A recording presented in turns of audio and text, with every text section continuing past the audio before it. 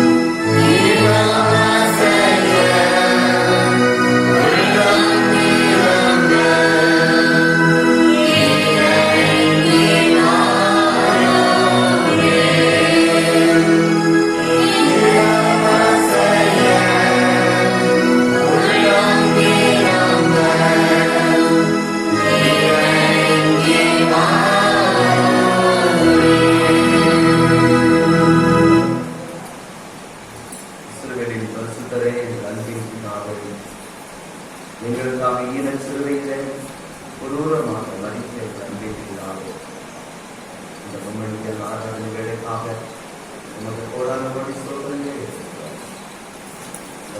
எங்கள் பசியிலே பிரசன்னதாயிருந்து இந்த முன்னணிகள் ஆராதனை ஆசீர்வதியை தர வேண்டுமாய் சொல்லிக்கிறோம். ஆவியானவரே புறப்பங்கள் முடிவுகளுக்கும் இந்த தெய்வீக பிரசனத்தை காக்கும். உங்களது வார்த்தைகளை சுமந்து வந்திருக்கின்ற பிள்ளைகள் ஒவ்வொருவரும் உங்களுடைய வாய் வார்த்தைகளால் நம்முடைய 7 சிறு வார்த்தைகளை பேசும் பொழுது மெய்யாகவே நாங்கள் ஆவியில் குறித்து தனிப்புடன் ஆவியானவரே வந்து பிரசனத்தினால் நடைத்தரும் நம்ம தேவாவியினால் நடைத்தரும் வந்திருக்கிற ஒவ்வொருவரும் ஆசீர்வாதத்தை நிரம்ப பெற்றவர்களாய் கடந்து செல்ல கிடைத்தார். வந்திருக்கிற பிள்ளைகள் ஆசீர்வதியும் தாமதவர்கள் யாரையும் தேவதாமே அழைத்துவார்கள். ஆவியானவர் தானே இந்த ஆராதனை முழுமையும் அந்த பிரசனத்தால் நடைத்தருள வேண்டும் என்று சொல்லிக்கிறோம். இயேசுவின் மூலம் வேண்டுகிறோம். ஆராதனை கீதங்கள் 503, கீதங்கள் 141.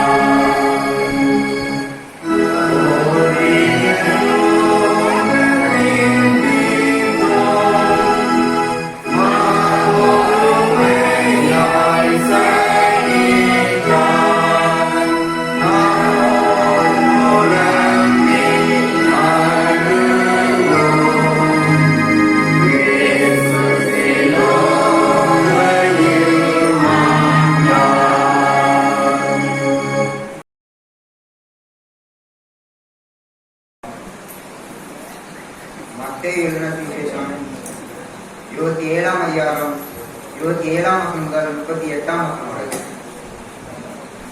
மத்தேயு 27ஆம் அதிகாரம் 27ஆம் வசனம் முதல். அப்பொழுது தேசாதிபதியின் போர் சேவகர் இயேசுவை தேசாதிபதியின் அரண்மனையில கொண்டு போய் அவர்களிடத்தில் கூட்டிவர செய்து அவர் வஸ்திரங்களை கழட்டி சிவப்பான மேலங்கி அவர் கொடுத்து முள்களால் ஒரு முடியை பின்னி அவர் சிரத்தின் மேல் வைத்து அவர் வலது கையில் ஒரு கோலை கொடுத்து அவர் முன்பாக மாங்கால் படியிட்டு யூதருட ராஜாவே வாழ்க என்று அவரை பரியாசம் பண்ணி அவர் மேல் துப்பி அந்த கோலை எடுத்து அவரை சிரத்தில் அடித்தார்கள். அவரை பரியாசம் பண்ணின பின்பு அவர் குடித்த மேலங்கி கிளக்கி அவருடைய வஸ்திரங்களை அவர் கொடுத்து அவரை சிலுவையில் அறைமுடி கொண்டு போனார்கள்.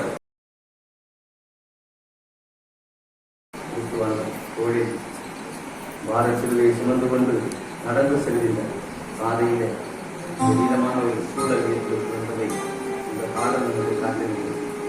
சிலுவை பாதை பார்த்ததை நாம்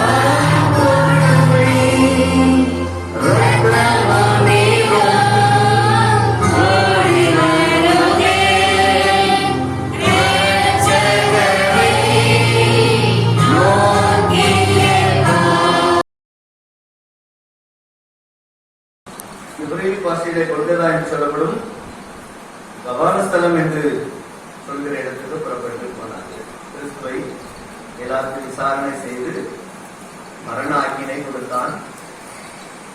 இவனை சிலுவையில் அறையும் சொல்லி எல்லா ஜனங்களும் ஏகோபித்து கத்தினார்கள்.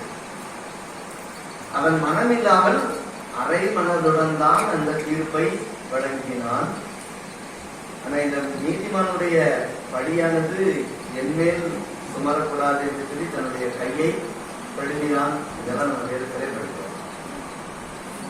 இவ்வாறாக கிறிஸ்து சிலுவையில் அறையப்படுவதற்கு ஒப்பு கொடுத்த பின்பு அவர் சிலுவை பாதையிலே வருகின்றார். நம்ம பாடலாம். அவர் தோளிலே அந்த சிலுவையை சுமந்து கொண்டு அவர் நடந்து எங்கே போகிறார் என்று அந்த இடத்தை இந்த வசனத்திலே குறிப்பிட்டிருக்கிறது. அது எபிரேய பாஷையிலே கொல்கொதா என்று சொல்லப்படுகின்றது. நம்முடைய இந்தியாவில கல்கத்தான்னு ஒன்று இருக்கு. அது இப்போ கொல்கத்தான்னு மாறிடுது இல்லையா? அந்த கொல்கத்தா இல்லை. இது இஸ்ரேல் தேசத்துல இருக்கின்ற ஒரு இடம். அது எபிரேய பாஷையிலே கொல்கத்தா. ஆனால் அதற்கு சரியான மொழிபெயர்ப்பையும் அதிலே சொல்லப்பட்டிருக்கின்றது கபாலஸ்தலம் என்று சொல்லப்பட்டிருக்கின்றது. அந்த கபாலஸ்தலம் என்று சொல்லப்படுவது ஸ்தலம் என்றால் ஒரு இடம், கபாலம் என்றால் மனிதனுடைய மண்டை ஓடு என்று அர்த்தம். மனிதனுடைய மண்டை ஓடு. கிறிஸ்து சிலுவையில் அறையப்பட்டதான இடத்தை இப்பொழுது சில புகைப்படத்தின் வாயிலாக நாம் பார்க்கிறோம். அது நிச்சயமாகவே ஒரு மண்டை ஓடு போலவே தோன்றுகிறது. இந்த ரெண்டு கண்ணுகள், இந்த மூக்கு, அந்த வாய் முடிவுக்கு பற்றினா இந்த மூணும் தெரிகிற மாதிரி தான் அந்த பாறை அமைப்பு அமைந்திருக்கிறதை நாம் இப்பொழுது காண முடிகிறது. ஆகவே தான் அந்த இடத்திற்கு அது மண்டை ஓட்டு பகுதி தெளிவாக சொல்லப்படும் கபாலஸ்தலம் என்று பொருள் பெறக்கூடிய எபிரேய பாஷையிலே அது கொல்கொதா என்று அழைக்கப்பட்டது. இதை நாம் பார்க்கிறோம். கிறிஸ்து அந்த இடத்தை நோக்கி அவர் நடந்து சென்றார். அவருடைய அந்த பவனியின் போது, அது பவனிதான் உற்சாக பவனி அல்ல, ஒரு துயரத்தின் பவனி, ஒரு பாடுகளின் பயன். அந்த பவனி கிறிஸ்து தோளிலே தான் அறையப்படவிருக்கின்ற சிலுவையை வைத்துக் கொண்டு நடந்தார்.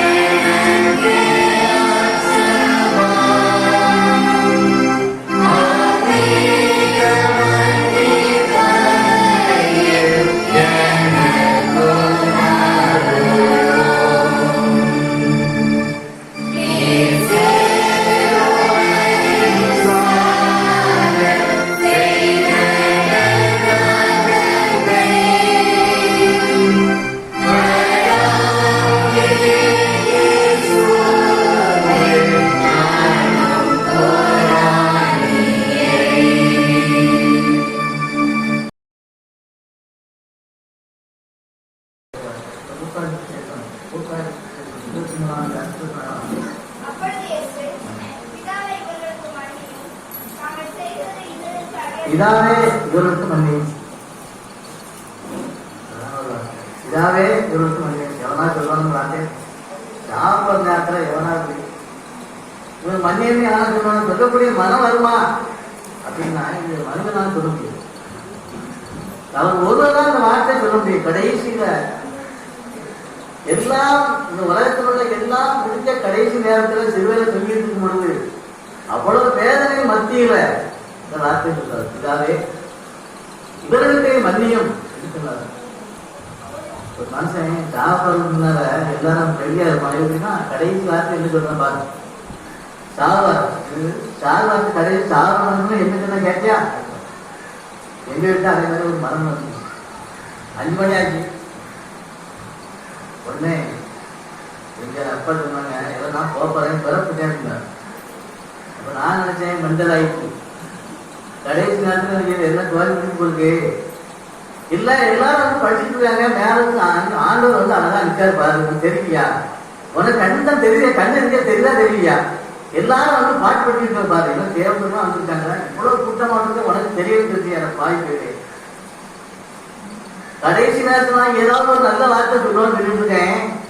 அவர் சொல்ற வார்த்தை என்னன்னா எல்லாரும் வந்து படிச்சுட்டு இருக்கணும். அப்புறம் நான் சுத்தம் கிளம்புச்சு 3 செத்து போச்சு கொடுத்து நினைச்சிட்டே இருக்கேன்.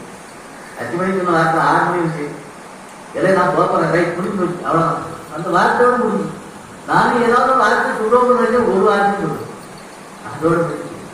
நம்மளும் சில நேரத்துல சாப்பிட்ற நேரத்துல ஏதாவது சொல்லுவானா,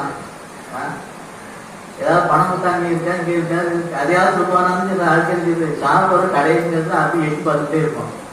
சிலது அங்கால போயிடும் ஒரே போல. சில ஆட்கள் இந்த மாதிரி நான் எல்லாரும் படிச்சுட்டு ஒன்றும் தெரியலையா அப்படின்னு பண்ணும்போது எங்க போறதுன்னு தெரியுது, அது நம்ம அறியணும் தெரியும். ஆனா இங்க ஆண்டவர் இயேசுக்கிறது என்ன சொல்ற, பிதாவே இவருக்கு மன்னி வார்த்தை எல்லாருக்கும் வராது.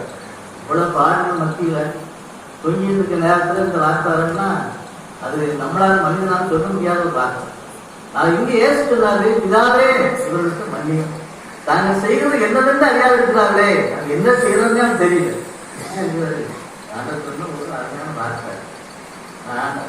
சார் வேலை சொன்னாங்க எந்த இடத்துல எங்க நெருங்காங்கன்னு சொன்னாங்க. இதெல்லாம் ஒரு தற்செயலா நடந்த ஒரு சம்பவம் இல்லை.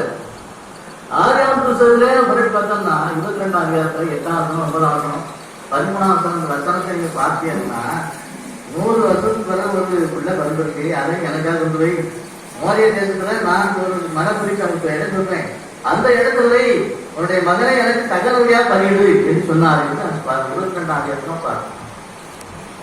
அவன் தலையில அவனோடு கூட கட்ட விரலை கட்ட கத்தி நெருப்பு என்ன பார்க்கணும். தொடர்ந்து நான் பார்க்கும் பொழுது 13ஆம் வசனத்துல பாருங்க,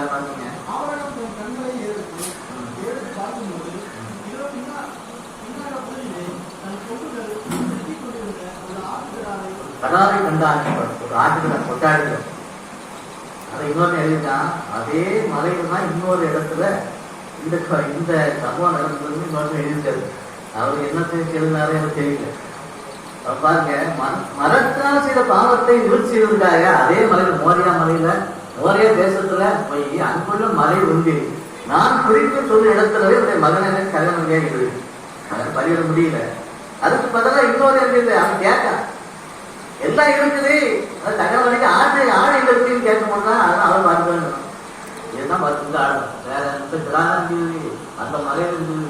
இவனை கட்டையை கிளப்பி கட்டையை அடிக்கி கட்டைக்கு அவன் கெட்டி அதுக்கு மேல இருந்தது. அவன் கிடச்சினான்னு பார்த்து விரலை அடிச்சு இவனை கெட்டியாச்சு அவன் கிடச்சி.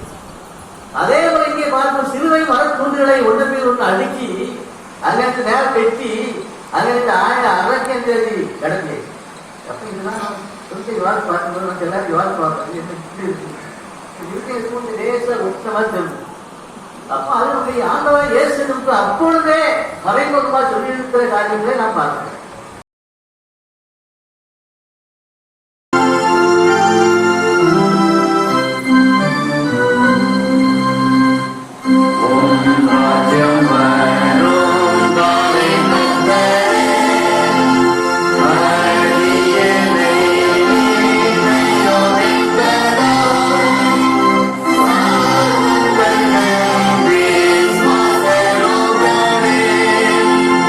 Hey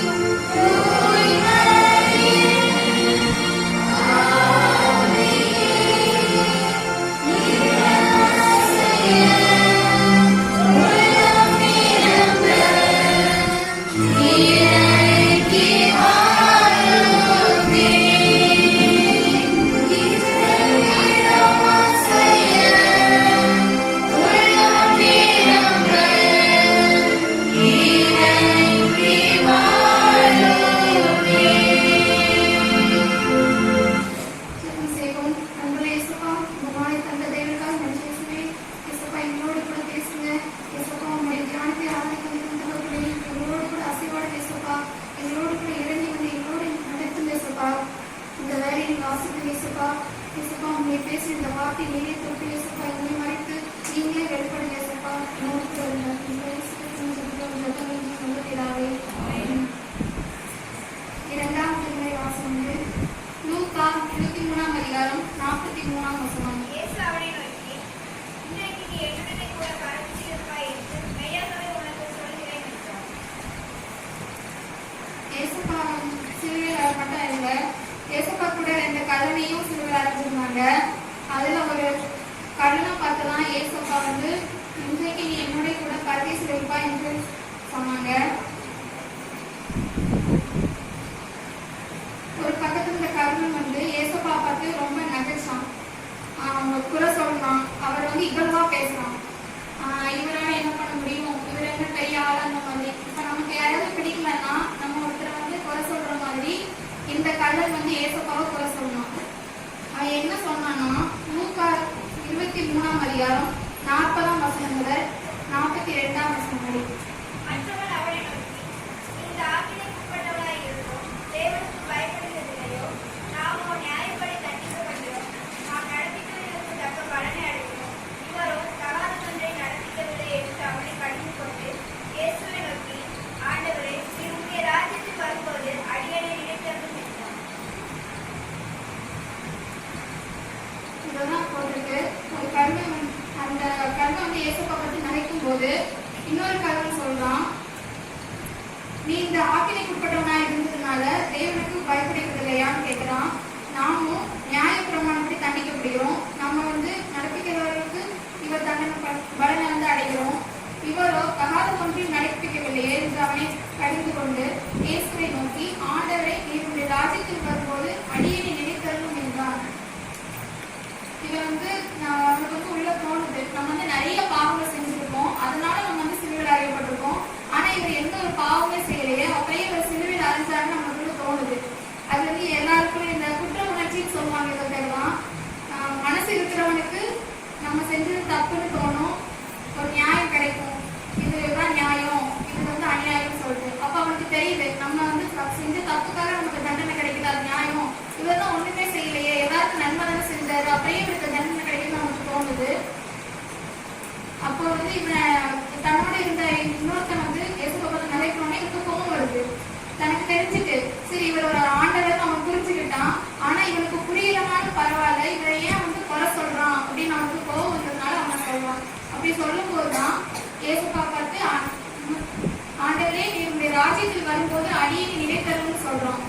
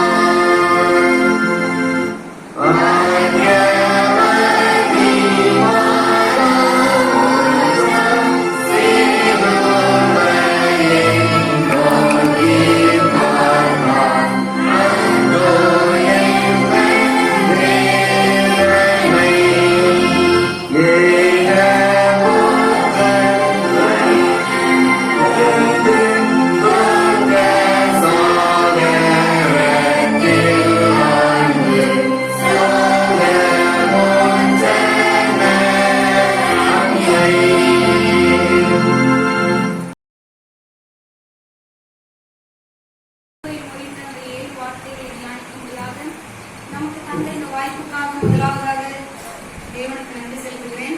இருந்த வார தலைகளை தாழ்த்தி நாம் ஜெபிப்போம். எங்களுக்காக சிலுவையிலே மரித்து எங்களுக்காக பாடுபட்டு எங்களுடைய ஆத்மாவை மீட்கும்படியாக விலையேறு பெற்ற ரத்தத்தை சிலுவையில் எங்களுக்காக சிந்தி எங்களை மீட்டு கொண்ட எங்கள் அன்பின் பரிசுத்த பிதாவே, உம்மை துதிக்கிறோம், உம்மை சோதரிக்கிறோம் ராஜா. அருமையான நாளிலே தகப்பனை சுபான் இந்த 3ஆம் வார்த்தையை தியானிக்கும்படியாக நீர் எங்களுக்கு தந்த இந்த வாய்ப்புக்காக உங்களுக்கு நன்றி செலுத்துகிறேன் சுபா. அடியனை நீர் மறைத்து இயேசுப்பா நாங்கள் கற்றுக்கொள்ள வேண்டிய காரியங்களை நீர் எங்களுக்கு உணர்த்தி தர வேண்டும்படியாக ஜெபிக்கிறேன். மீட்பர் இயேசு கிறிஸ்து மூலம் ஜெபிக்கிறோம். ஜெபங்களும் நல்ல பிதாவே. ஒரு நிமிஷம் நம்முடைய கண்களுக்கு முன்பாக அந்த சிலுவை காட்சியை நாம் நினைவு கூறுவோம். லூக்கா 22ஆம் அதிகாரம் 37ஆம் வசனத்திலே சொல்லப்பட்டபடி அக்கிரமக்காரர்கள் ஒருவராக எண்ணப்பட்டார் என்று சொன்ன வேத வாக்கியங்கள் நிறைவேறும்படியாக இயேசு கிறிஸ்து சிலுவையிலே அறையப்பட்டார். அந்த சிலுவைக்கு அடிவாரத்திலே ஒரு மிகப்பெரிய கூட்டம் திரண்டு நின்று கொண்டிருக்குது. பலர் இயேசு கிறிஸ்துவை தூசிக்கிறார்கள், இன்னும் பலர் அவரை கேலி செய்கிறார்கள், அநேக வார்த்தைகளை சொல்லி அவரை பரியாசம் பண்ணி கொண்டிருக்கிறாங்க. யூதர்களின் தலைவர்கள் கூட இயேசு கிறிஸ்துவை கேலி செய்கிறவர்களாக காணப்படுகிறாங்க. அந்த நிமிஷத்துலதான் இயேசுப்பா சிலுவைக்கு அடிவாரத்துல நின்று கொண்டிருக்கிற அநேக ஸ்திரீகளை அவங்க பார்க்கிறார். அதுலதான் தன்னுடைய தாயாகிய மரியாள் நின்று கொண்டிருக்கிறதையும் அவர் பார்க்கிறார். இப்படிப்பட்ட அந்த சூழ்நிலையில அந்த ஸ்திரீகள் காணப்பட்டவர்களுக்கு வாசிங்க 19ஆம் அதிகாரம் 25ஆம் வசனத்துல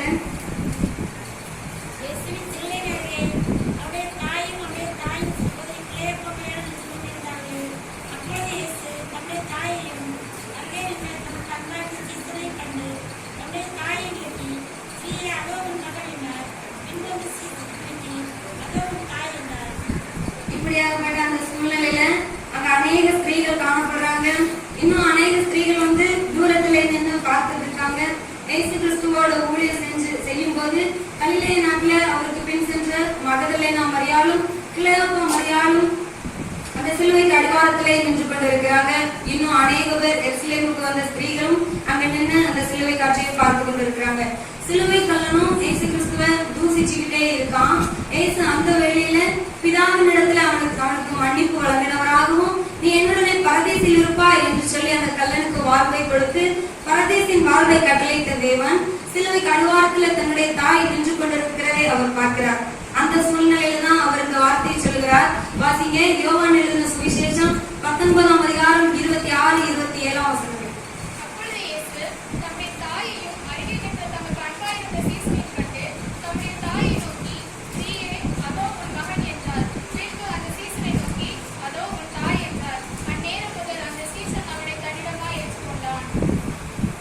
ஸ்திரீயே அதோ உன் மகன், சீஷனே அதோ உன் தாய் என்று சொல்கிறார்.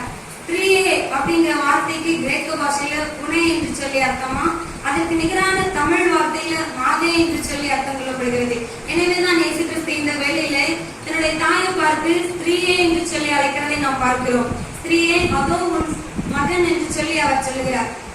நிந்தனைகள், வேதனைகள், போராட்டங்கள், பாடுகளில் எல்லாத்தையும் ஏற்றுக்கொண்ட இயேசு கிறிஸ்து அவர் நிற்கிற அந்த சூழ்நிலையிலும் அவர் தன் தாயை பார்க்கிறவராக காணப்படுகிறார். தன் தாயின் மேல் அன்பு செலுத்தினவராகவும் காணப்படுகிறார். எனவேதான் அந்த வேளையில தன் தாயின் அன்பை உணர்ந்தவராக தாயை பார்த்து ஸ்திரீயே அதோ உன் மகன் என்று சொல்கிறார். இந்த வார்த்தை நமக்கு கற்றுக் கொடுக்கிற 2 பாடம் என்ன என்பதை நான் உங்களுக்கு சொல்ல விரும்புகிறேன்.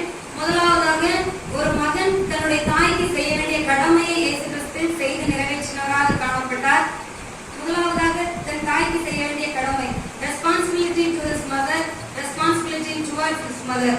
ஒரு குடும்பத்திற்கு ஒரு மகனாருக்கு செய்ய வேண்டிய கடமைகள் எல்லாத்தையும் இயேசு கிறிஸ்து செய்து நிறைவேற்றினார் என்று சொல்லி நாம் இந்த வேளையில காண முடியுது.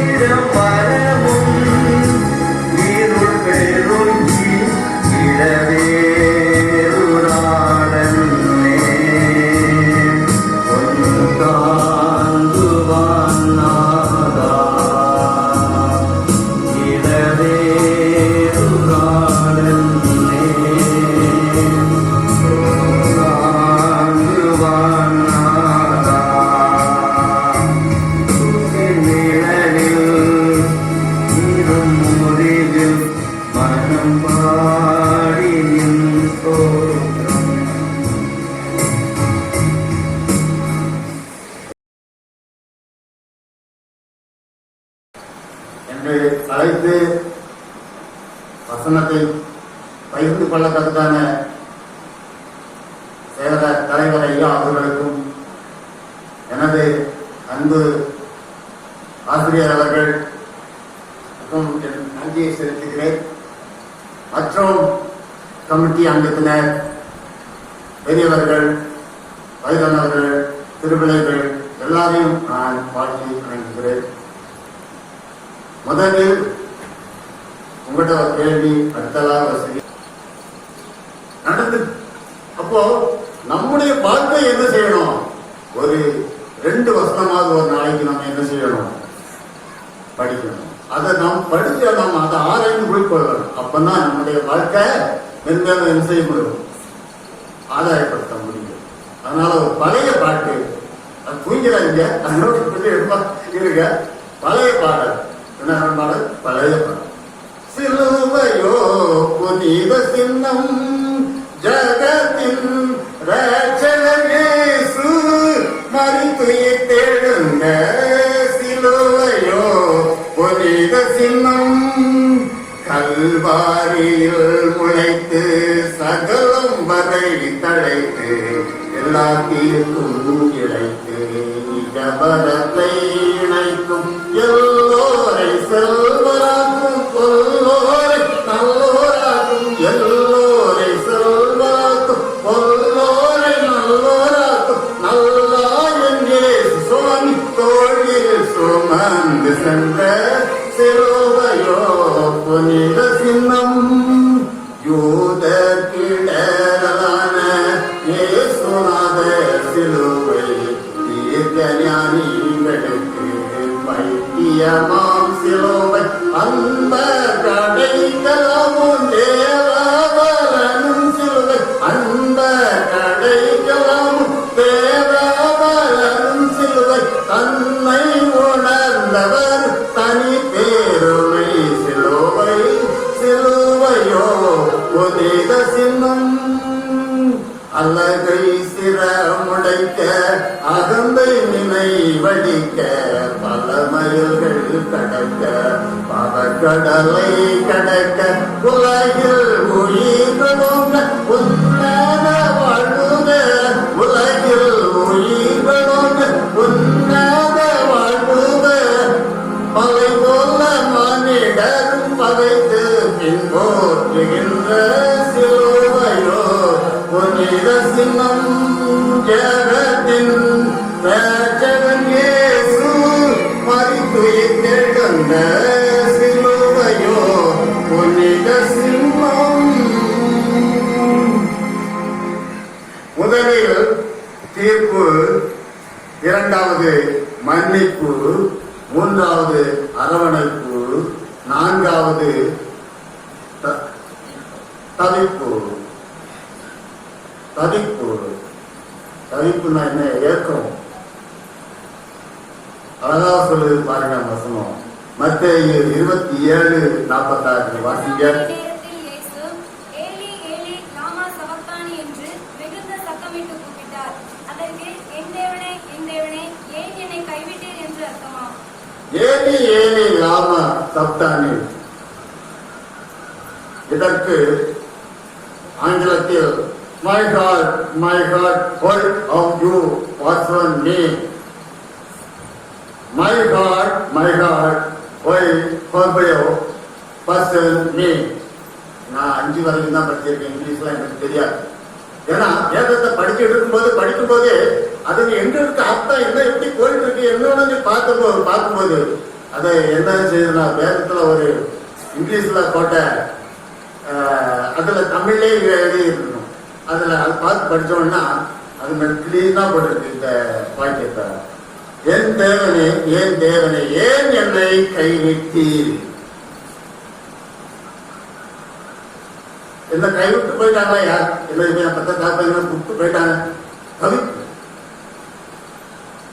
தவிப்பு. என் தாய் விட்டு போயிட்டா. எனக்கு இது யாரு இருக்கா? தவிப்பு. ஆண்டவர் குறிக்கிற வார்த்தை தவிப்பு. செய்கின்ற பாவ வாழ்க்கையை அவர் இங்கே சுட்டி காட்டுகிறார். உன்னுடைய வாழ்க்கை எவ்வாறு இருக்கிறது? நீ யாரை சேவிக்கிற? கல்லு மண்ணையும் போய் சேவிக்கிறோம், போறாங்க, குடும்பத்துறாங்க, போய் செய்யறோம், எல்லாம் செய்யறாங்க, சேவிக்கிறாங்க. ஆனா அதுல என்ன இல்ல, உயிர் இல்ல, ஆத்மால உயிர் இருக்கு. நினைச்சு பாருங்க. ஆண்டவர் சொல்லுகிறார், என் தேவனே, என் தேவனே, கைவிடப்பட்டவரா, மனம் நொறுங்கிறார்களாக நான் பார்க்கப்பட்டோம். அதே மாதிரி சங்கீதக்காரன் சொல்றாங்க, சங்கீதம் 2:22:1, என் தேவனே, ஏன் என்னை கைவிட்டீர்? எனக்கு உதவி செய்யாமலும் நான் கதிர் சொல்லும் வார்த்தைகளை கேளாமலும் ஏன் தூரமாய் இருக்கிறீர்? என் தேவனே, என் தேவனே, ஏன் என்னை கைவிட்டீர்? சங்கீதக்காரன் சொல்லுகிறார், என்னை கைவிட்டு விட்டீரே, நான் உனக்கு என்ன செய்தேன்? பாதாளத்தில் இருக்கின்றேன், அந்தகார சக்திகள் என்னை சூழ்ந்து கொண்டது, மரண வாசல் என்னை சூழ்ந்து கொண்டது, இக்கட்டான சூழ்ந்து கொண்டது என்று அவர் அங்கே பரிதவிக்கிறார். பார்க்கிறோம். மரண கட்டுகள், தவிப்பு, மரண கட்டெல்லாம் விடப்பட முடியாது, நினைச்சே பார்க்க முடியாது. அன்பின் தேவன் சொல்கிறார், நான் ஏன் என்னை கைவிட்டீர்கள்?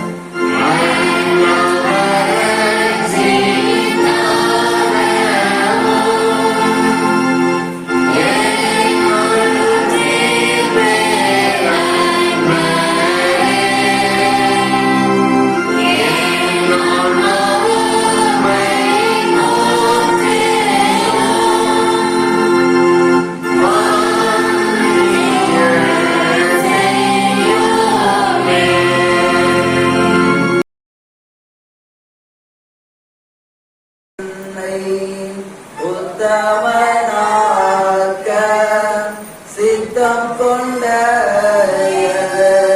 இயேசையா, எத்தனையோ லோகம் நான் செய்தேன், அத்தனையோ நீர் மன்னித்தேன். ரத்தம் சிந்த வைத்தேனே நான், அத்தனையோ என் பாவங்கள்.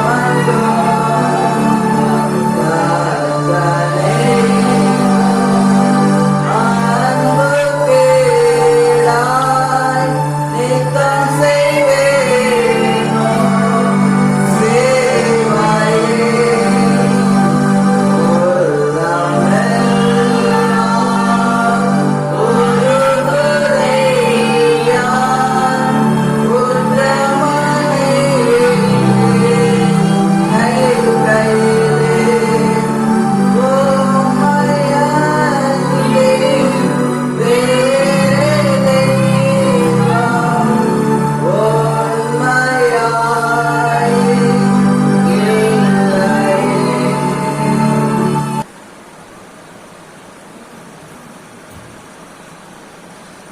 ஏசப்பா வந்து 5வது சிலுவையில சொன்ன வார்த்தை என்னது? தாகமா இருக்கிறேன் அப்படிதானே? ஏசப்பாவுக்கு எத்தனை முறை தாகம் வந்துச்சு? பைபிள்ல இருக்கு. எத்தனை தடவை தாகம் விட்டாரு? 2 தடவை தாகம் விட்டாரு அப்படிதானே? ஆனா 2 தாகமும் ஒரே தாகமா இல்ல. ஆத்ம தாகமும் சரீரத்துக்கும் தாகம் அப்படிதானே?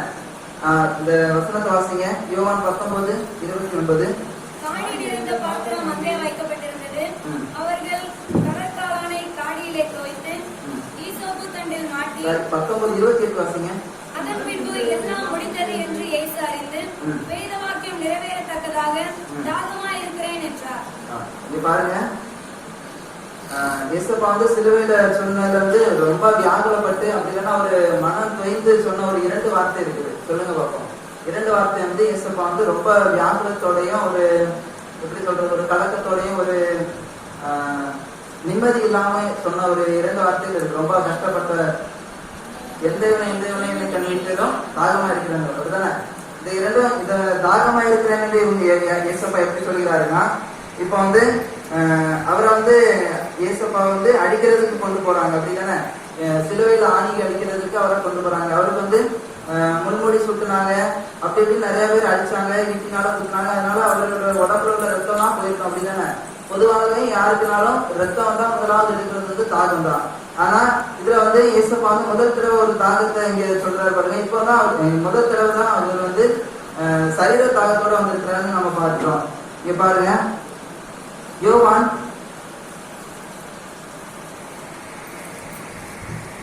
4ஆம் அதிகாரம்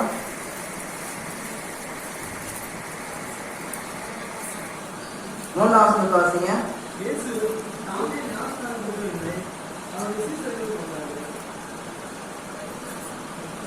யோவான் 4ஆம் அதிகாரம்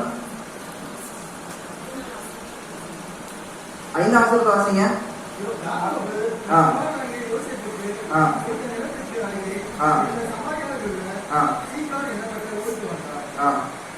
அடுத்த வசனம்.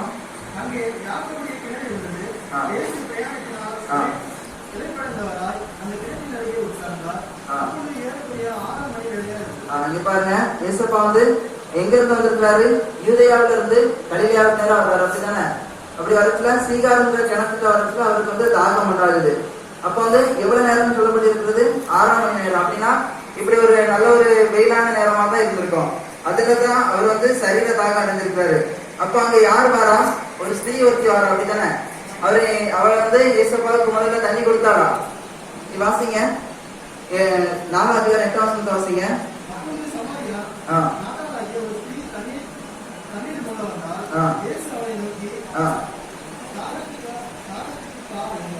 இயேசப்பா வந்து தாகத்துக்கு தாகம்னு சொல்லிருக்கிறார் அப்படிதானே? அவன் மனசுல என்ன இருக்குறது இயேசப்பாவுக்கு தெரிஞ்சிருக்குமா தெரியாதா? தெரிஞ்சிருக்கும் அப்படிதானே? அவன் ஏன் மத்தியானம் ஒரு 12 மணி அந்த மாதிரி மத்தியான வேலையில அவன் வந்து அந்த கிணத்து பக்கத்துல வந்திருப்பா? சொல்லுங்க பார்ப்போம். அவன் வந்து எத்தனை புருஷனுடையவங்களா இருந்தா? 5 புருஷங்க அப்படிதானே? 5 புருஷனும். ஆனா இப்போ அவ இருக்கிறது வந்து 6வது புருஷன்னு சொல்லப்பட்ட. ஆனா 5 புருஷர்கள் இருந்தார்கள், 5 பேரும் போயிட்டாங்க அப்படிதானே? 5 புருஷங்கள் உனக்கு இருந்தாருன்னு இப்போ வந்து அவர்கள் இல்லைன்னு சொல்றது கரெக்ட் அப்படின்னு இயேசப்பா சொல்றது பாக்குறோம் அப்படிதானே? ஆனா இப்ப அதுக்கு கேட்கிற பாருங்க, 9ஆம் வசனத்தை வாசிங்க. யூதர்கள் சமாரியருடனே சம்பந்தம் ஆகாதவர்களானபடியால் சமாரிய ஸ்திரீ அவரை நோக்கி, நீர் யூதனாய் இருக்க சமாரிய ஸ்திரீயாகிய என்னிடத்தில் தாகத்துக்கு தா என்று எப்படி கேட்கலாம் என்றார். இங்க பாருங்க, இயேசப்பா வந்து தாகத்தோட வந்திருக்காரு அப்படித்தானே? இப்ப நம்ம தாகத்தோட என்ன செய்வோம்? தண்ணியும் இருக்குது, குடமும் இருக்குது, பக்கத்துல ஒரு பொண்ணுக்கு தண்ணி கொண்டு வருது, கேட்டா நம்ம தர மாட்டேன், நீ அந்த இடத்துல உள்ளவன், நீ அதான் என்னன்னு சொன்னா நம்ம கண்டிப்பா அடிச்சு போட்டு குடிச்சிட்டு போயிடும் அப்படிதானே? ஆனா இயேசப்பா அப்படி செய்யல. ஆனா அதுக்குள்ள அவளோட இருதயத்துல ஒரு ஊற்ற வெட்டினா இருப்பாங்க. இயேசப்பா வந்து நான் வந்து உன்கிட்ட கேட்கிற தண்ணியை, நான் கொடுக்கும் தண்ணீரை குடிக்கிறவனுக்கும் ஒரு காலம் தாகம் பண்ணாது என்று சொன்னாரு அப்படிதானே? 14ஆம் வசனத்தை வாசிங்க. கொடுக்கும் தண்ணீரை குடிக்கிறவனுக்கோ ஒரு காலம் தாகம் உண்டாகாது. நான் அவனுக்கு கொடுக்கும் தண்ணீர் அவனுக்குள்ளே நித்திய ஜீவ காலமாய் ஊறுகிற நீரூற்றாய் இருக்கும் என்றார். இந்த பாருங்க, நம்ம கொடுக்கிற தண்ணிலாம் அவருக்கு தாகம் வந்து நம்ம இப்போ வந்து நம்ம வந்து சும்மா தண்ணி கொடுத்தா ஏசப்பாவுக்கு தாகம் வந்து தீர்ந்துடும் அப்படின்னு நினைக்கிறோம். ஆனா அது கிடையாது. அவர் சொன்னது வந்து ஆத்தும தாகத்தோட தான் தண்ணீர் தாகமா இருக்கிறேன்னு சொன்னாரு. அதுக்குள்ள அந்த அந்த ஸ்திரீக்கு உள்ள மனசுல இவர் வந்து ஏசப்பா வந்து அந்த ஸ்திரீயின் மனசுல என்ன இருக்குங்கிறத அவளோட வியாகுலத்தெல்லாம் அவர் அறிஞ்சிருவாரு. அதுக்கப்புறம் அந்த ஸ்திரீ அவரை நோக்கி சொல்றா பாருங்க, 15ஆம் வசனத்தை வாசிங்க.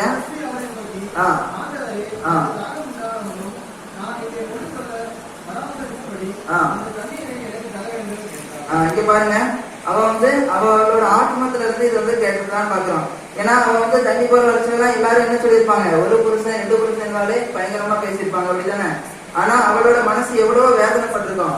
ஆனா அந்த வேதனையும் அந்த நேரத்துல ஆண்டவராகிய இயேசு கிறிஸ்து தீர்த்தாருன்னு பார்க்கிறோம். அடுத்தது பார்க்கிறோம் ஆத்ம தாகம். முதலாவது வந்து சரீர தாகத்தை பார்த்தோம், இரண்டாவது வந்து ஆத்ம தாகம். இதுதாங்க முக்கியம். ஏசப்பா எதற்கு தாகமா இருக்கிறேன்னு அங்க சொல்லத்துல அவருக்கு வந்து என்னெல்லாம் கொடுத்தாங்க, காடியை கொடுத்தாங்க, அதை கொடுத்தாங்க. அவன் என்ன நினைச்சான், இவன் வந்து சிலுவை அந்த எப்படி ரத்தம் செஞ்சுட்டு இருக்கனால தாகமா இருக்கிறேன் அப்படின்னு நினைச்சிட்டு இருந்தான். ஆனா அது அப்படி கிடையாது. இப்போ நம்ம சும்மாவே ஒரு பைக்ல போயிட்டு இருந்தோம் வாங்கினோம் அப்படின்னா, கீழே விழுந்துட்டோம் அப்படின்னா அவனை வந்து நல்லா உற்று நோக்கி பார்த்தோம்னா, அன்னைக்கு ஒருத்தனுக்கு அடிபட்டு இருந்து இந்த முதல் இதெல்லாம் கிழிஞ்சிருச்சு, ஆனாலும் அவன் எந்திரிச்சு ரொம்ப தைரியமா இருக்கிறான். காரணம் என்ன அப்படின்னு பார்க்கறதுக்கு அவனை டெஸ்ட் பண்ணி பார்த்தாங்க, அவனுக்குள்ள போதை இருந்துச்சு.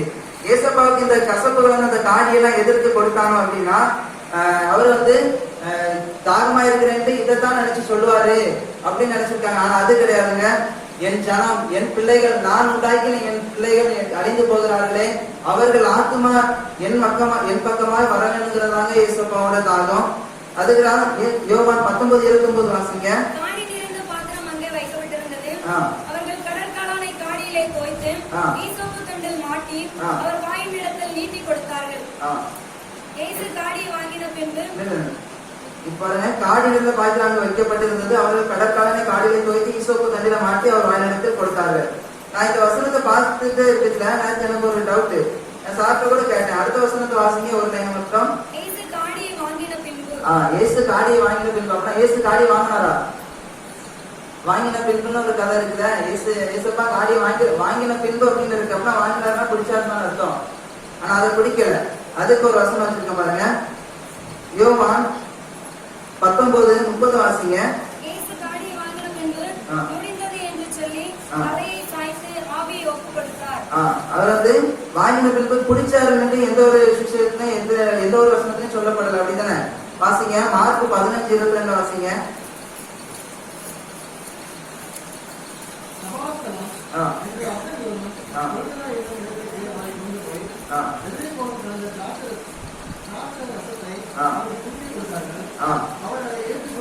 அவர் அதை ஏற்றுக்கொள்ளவில்லை.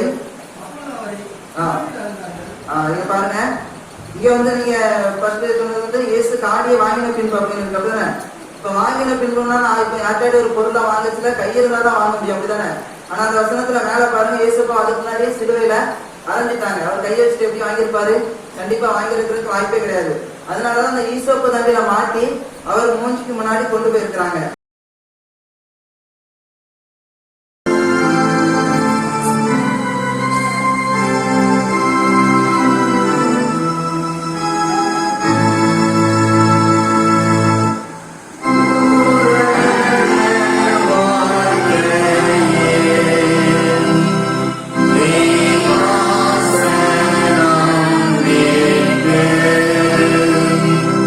Bam, bam, bam,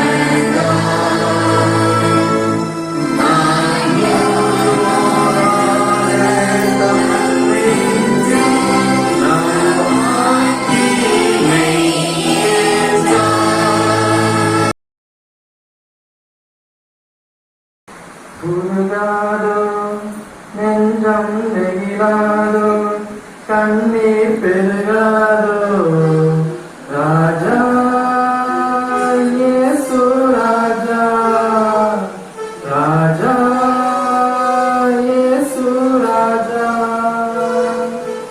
உருகாதோ நெஞ்சம் நெகிழாதோ கண்ணீர் பெருகாதோ ராஜா இயேசு ராஜா ராஜா இயேசு ராஜா. ரகுமான் இயேசு சாமி இசப்பா இந்த 10 வாரத்திலும் கூட இந்த ஆசீர்வதிக்கப்பட்ட நல்ல நாளிலே என்னை இங்கே அழைத்திருந்தீர்கள். அதற்காக நன்றியப்பா. எவ்வளவு பாடுகள், எவ்வளவோ துக்கம், எவ்வளவு வேதனைகள் எங்க பாவலை கழுவுவதற்காக மாத்திரமே நீ சுமந்திருந்தது. அதை நாங்கள் இந்த நேரத்தில் செய்து கொண்டிருந்தது. உங்களுடைய தெய்வீக பிரசத்தினாலே இசப்பா பேசுவது நானாக இருக்கக்கூடாது. என்னை மறைத்து நீ வெளிப்படுத்தப்பா.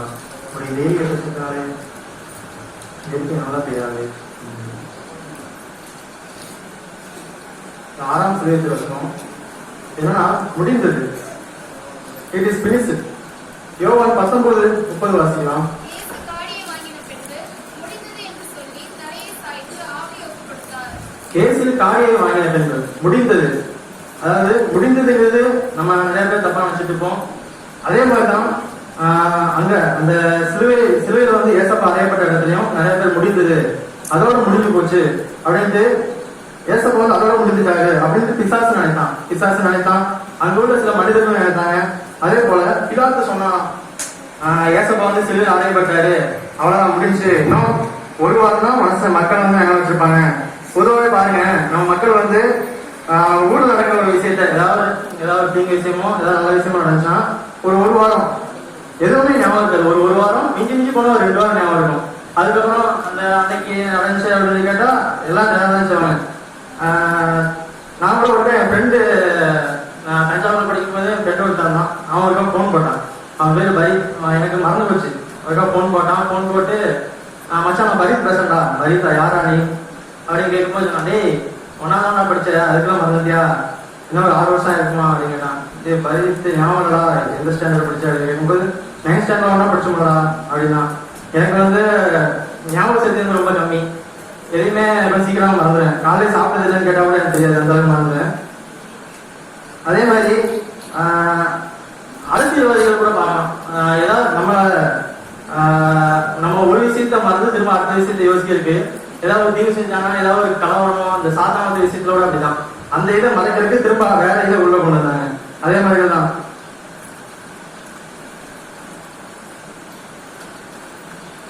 அதே மாதிரி ஏசப்பாவோட சரித்திரம் ஒரு வாரத்துல மறந்து போயிடும். மிஞ்சி போனா 2 வாரம் பேசுவாங்க, அதோட மறந்து போயிடும் அப்படின்னு நினைச்சாங்க. ஆனா இன்னைக்கு எத்தனை வருஷம் ஆச்சு ஏசப்பா இறந்து? 2021 வருஷம் ஆச்சு. 2021 வருஷம் ஆகிய ஏசப்பாவோட சரித்திரம் இன்னும் மறையல. ஒரு அகலியா சொல்லுமா வேலையா? ஏன்னா அவர் வந்து மெய்யான தேவன்.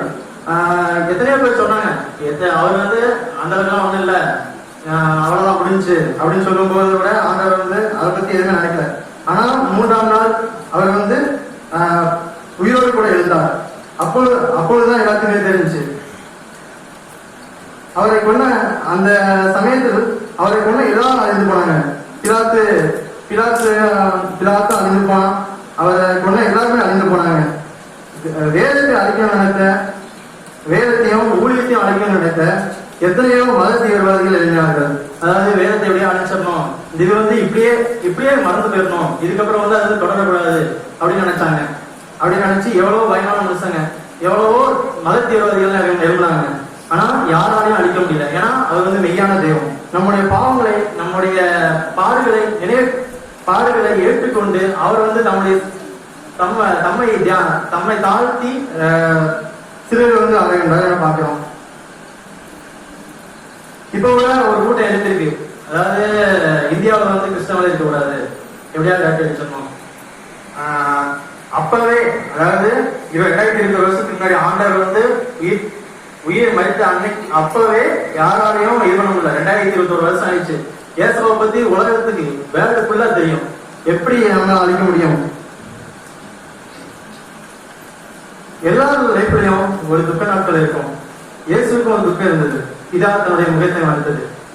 ஏசப்பா வந்து எவ்வளவு பாடுகள், அவர் எவ்வளவு கஷ்டப்பட்டா பிதாவே என் தேவனே ஏன் என்னை கைவிட்டு என்று அந்த வார்த்தையை சொல்லியிருப்பாரு.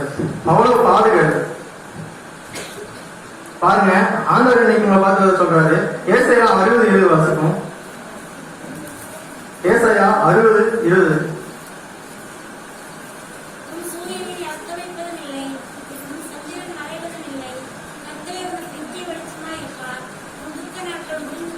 பாருங்க, உங்க துக்க நாட்கள் முடிந்து போகும். இதுக்கு உதாரணம் ஒரு குட்டி ஸ்டோரி சொல்றோம் பாருங்க. இப்ப நம்ம ஒரு ரோட்ல போயிட்டு இருக்கோம். ரோடு வந்து ஒரே மாதிரி இருக்குதா? இப்ப நம்ம ஊர் ரோட்டை பார்த்தோம்னா நம்ம ஊர் ரோடுக்கும் இப்போ பைபாஸ் இங்கிருந்து மதுரை பிடிச்சி போறோம் ஒரு ஊர். இந்த பைபாஸ் ஹைவே ரோடு வரும்போது எப்படி இருக்கும் ரோடு? அந்த மாதிரி நம்ம ஊர் ரோடு இருக்கா? இல்ல. இப்போ ஒரு நம்ம ரோட்டை எடுத்துட்டோம்னா ஒரு குழி இருக்கும், மேடு இருக்கும், பள்ளம் இருக்கும், சாக்கடை இருக்கும். இதுல வந்து எதுக்காக நான் சொல்ல வரேன்னா, இப்போ இதுல குழின்னு சொல்றது வந்து நம்ம வந்து சின்ன சின்ன பொய் பேசுறோம், அதை வந்து குழின்னு எடுத்துக்கோம். மேடுங்கிறது நம்ம வந்து மீறோம்ல, நம்ம வந்து ஏதாவது சின்ன தப்பா செஞ்சுட்டு ஆமா நான் அப்படிதான் பண்ணுவேன் அப்படின்னு மீறோம்ல, அதை வந்து மேடுன்னு எடுத்துக்கோம். இப்போ சாக்கடைன்னு சொல்றது வந்து நம்ம செய்யற பாவத்தை எடுத்துக்கோம். இப்போ இந்த ரோட்ல இருக்கிற அந்த குழி, மேடு, அப்புறம் அந்த சாக்கடை, அதை வந்து அதுவா சுத்தம் செஞ்சுக்காது. அதுக்குன்னு அதை அந்த ரோட்டை சுத்தம் செய்யறதுன்னு ஒரு ஆட்கள் இருப்பாங்க. அவங்களால மட்டும்தான் பண்ண முடியும். இப்ப நம்ம போய் ஒரு ரோடை வந்து ஈஸியா போட்டலாம்னு நினைச்சா முடியாது. ஏன்னா அதுக்குன்னு ஒரு பக்கம் இருக்கு, அதுக்குன்னு ஒவ்வொரு இது இருக்கு. அதே போலதான் நம்முடைய பாவங்களையும் நம்முடைய அக்கிரமங்களையும் சீர் செய்யவே நம்மையே பலியாக கொடுத்து அவர் வந்து சிலுவையில அறையப்பட்டார்.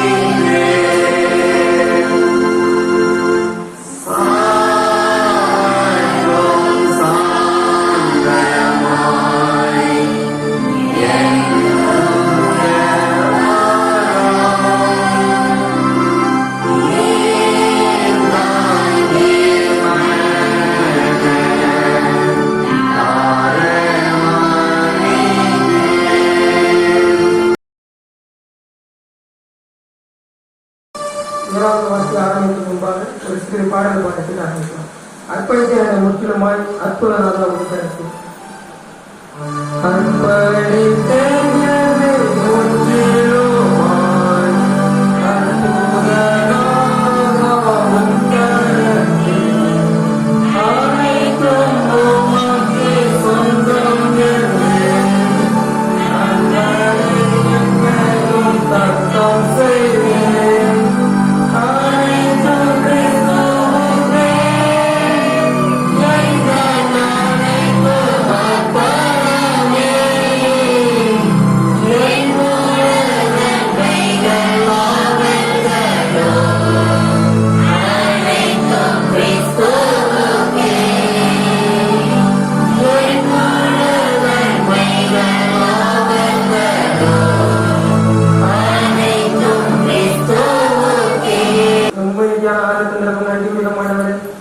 இந்த நேரத்தில் நான் பேசப்போகும் 7வது வார்த்தை சிறப்பாக செய்யும். கடந்த 6 வார்த்தைகளை கேட்ட மாட்டாரு, அதன் மூலம் கற்றது 6 வார்த்தை போதாது என்று 7வது ஒரு வார்த்தை சிறப்பாக சொல்கிறார். உங்களுக்கு நன்றி ஆண்டவரே. இந்த வார்த்தையை சிறப்பாக பேசி முடித்த இயேசுவின் மூலம் வேண்டிக் கொள்கிறோம். நாம் தெரிந்து கொண்ட பகுதி லூக்கா 23ஆம் அதிகாரம் 46ஆம் வசனம்.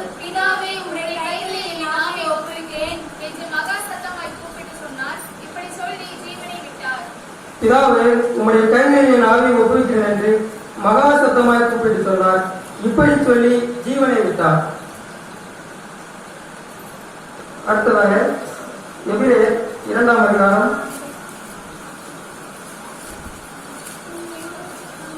16. ஆதலால் பிள்ளைகள் மாம்சத்தையும் இரத்தத்தையும் உடையவர்களாய் இருக்க, அவரும் அவர்களைப் போல மாம்சத்தையும் இரத்தத்தையும் உடையவரானால், மரணத்துக்கு அதிகாரியாகிய பிசாசானவனை தமது மரணத்தினாலே அழித்து முடித்து, ஜீவகாலமெல்லாம் மரண பயத்தினாலே அடிமைத்திருக்கிறவர்கள் யாவரையும் விடுதலை பண்ணும்படி அப்படியானார். மரணத்துக்கு அதிகாரி யாருன்னு சொல்லப்பட்டிருக்கு? மரணத்துக்கு அதிகாரியான பழைய ஏற்பாட்டு காலத்தில் பார்த்தீங்கன்னா ஆதாம் ஏவாள் பாவம் செஞ்சதுக்கு அப்புறம் அந்த மரணத்தை எடுக்கிற உரிமை வந்து சாத்தானுக்கு போயிடுது. அவன் வந்து சாத்தான் வந்து அந்த மனுஷங்க ரொம்ப கொடுமைப்படுத்தினான். இந்த கொடுமைக்கு முடிவு பண்றதுக்காக தான் அது சிலுவையில போய் மதித்தாரு. 14 வரைக்கும் வாசிக்கணும்னு தெரியும். 18ஆம் பார்த்தீங்கன்னா அவர் தான் அவரை சோதிக்கப்பட்டு பாடுபட்டதினாலே அவர் சோதிக்கப்படுவதற்கு உதவி செய்ய வல்லவராக இருக்கிறார். சோதிக்கப்படுவதா அவர் முடியும். நம்ம சந்தோஷமா எந்த ஒரு கவலையும் இல்லைன்னு நினைக்கிறவங்கன்னா யாரும் கவலையும் இருக்க மாட்டாங்க. எல்லாருக்கும் சோதிக்கிறதா தேவனை கேள்வி வரும்.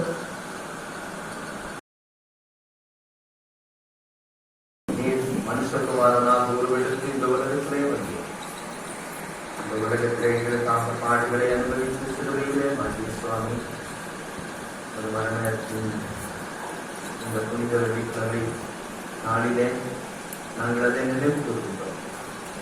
சிலுவையில் அடிக்கப்பட்டவரால் ஆணிகள் கடாக்கப்பட்டார்.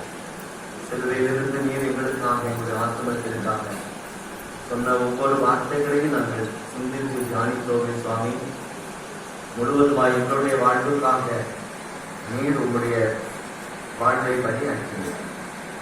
எங்களுக்காக நீர் சிலுவையிலே அடிக்கப்பட்டு நொறுக்கப்பட்டு சுவாமி, நாங்கள் இன்றைக்கு விடுதலை பெற்று வாழ்கின்றோம். இந்த மகிழ்ச்சியான வாழ்வு வாழ்வதற்கு நீர் ஒருவரே காரணம் என்பதை நாங்கள் புரிந்து கொண்டுள்ளோம். நீயாகவே உங்கள் மத்தியிலே பரிசுத்த ஆவியானவரே இன்று நீர் உயிரோடு இருக்கிறீர் என்பதை நாங்கள் உணர்கிறோம் சுவாமி. இந்த அருமையான நேரத்தில் இந்த அருமையான ஆராதனையிலே தேவரி தமது பிரசனத்தை கொடுப்பதற்காக தேசிய ஒவ்வொரு பிள்ளைகள் ஒவ்வொருவருடைய வார்த்தைகளையும் நாங்கள் கேட்டு மகிழவும், ஒரு உள்ளத்திலே ஆண்டவரே நாங்கள் புதிய கருத்துக்களை புரிந்து கொண்டு அதன்படி வாழவும் நீர் எங்களுக்கு அனுகிரகம் செய்கிறே சுவாமி. உமக்கு சொல்கிறோம் தேவரீர் உங்களுடைய சமூகத்திலே நாங்கள் பெற்றுக்கொண்ட ஞான ஆசீர்வாதங்களை முழுமையாக உங்களுடைய வாழ்வுகளாய் பயன்படுத்த நீர் அனுபவிய வேண்டும் என்று தெரிவிக்கின்றோம். இந்த ஆசீர்வாதத்தை நீர் கொடுத்தமைக்காக சொல்கிறோம். உமது பிள்ளைகளாக நாங்கள் உங்களுடைய சமூகத்திலே வேண்டிக் கொள்கிற காரியங்களை எதிர்ப்போம். எல்லாவற்றையும் நீர் எங்களுக்கு உலக பிரகாரமான தேவைகளை உமது பிள்ளைகளுக்கு திரு சமூகத்திலே தெரிவிக்கும் பொழுது அவற்றையெல்லாம் இருபது பிள்ளைகளுக்கு சம்பூர்ணமாய் கொடுக்கிறார். ஐஸ்வர்ய குறைபாட்டை நமது பிள்ளைகள் அவற்றை பெற்றுக் கொள்வார்களாக. சரீர சுகவீனத்தை காணப்படுகிற நமது பிள்ளைகள் நல்ல சுகத்தை பெற்றுக் கொள்வார்களாக. விசாசின் வழியிலே காணப்படுகிற நமது பிள்ளைகள் விசாசின் வழியில் இந்த விடுதலையை பெற்றுக் கொள்வார்களாக. சந்தோஷமும் மகிழ்ச்சியும் நமது பிள்ளைகளுடைய வாழ்க்கை நிரம்ப நீ பெற்றுவிட வேண்டும் என்று சொல்கிறோம். வீட்டிலே தெய்வீக சமாதானமும் சந்தோஷமும் எப்பொழுதும் நிரம்பி கற்றுகிறோம். நீ மட்டும் எங்களோடு இருந்தது இனிமேலும் எங்களை தொடர்ந்து நடத்தியாக. ஆண்டவரே வருகிற ஞாயிற்றுக்கிழமையில இதாகிய ஈஸ்டர் பண்டிகையிலே நாங்கள் ஒருமித்து வந்து ஆண்டவரை உயிர்த்தவர்கள் பண்டிகையை நாம் உற்சாகத்தோடு ஆசரிக்க கிருபைகளை தாரும், ஆயுசு நாட்களை தாரும், சந்தோஷத்தையும் மகிழ்ச்சியும் அந்த நாட்களிலே எங்களுக்கு வழங்குவீராக. உங்கள் ஆசீர்வாத கரம் எப்பொழுதும் உங்களுடைய சிரசின் மீது அமர்ந்திருக்க வேண்டும் என்று இருக்கின்றோம். உங்கள் தூய திருக்கரம் உங்களை கரம் பிடித்து வழிநடத்தி செல்ல வேண்டும் என்று இருக்கின்றோம். எல்லா விதமான பிரச்சனைகளுக்கும் எல்லா விதமான விஷய நோய்களுக்கும் கொள்ளை நோய்களுக்கும்